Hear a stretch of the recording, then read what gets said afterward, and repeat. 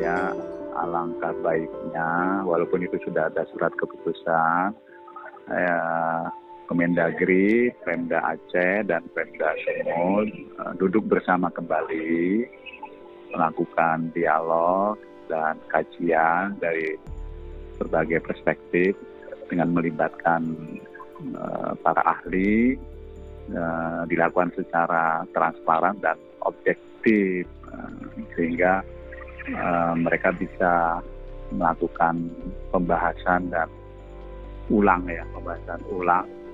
termasuk mungkin nanti bisa menghasilkan keputusan ulang itu terkait dengan 4 pulau tersebut. Sebab pulau itu termasuk batas ya, antar desa, kecamatan, kabupaten, kota, lalu provinsi, termasuk antar negara, itu tidak sekedar garis spasial itu. Baik. Tapi batas itu ekspresi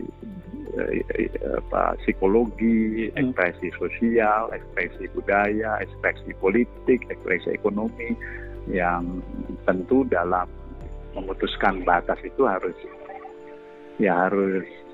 berbagai perspektif juga kita gunakan sehingga ketika keputusan itu sudah ditetapkan semua pihak merasa bisa memahami sehingga tidak ada ekspresi yang tercederai. Ya.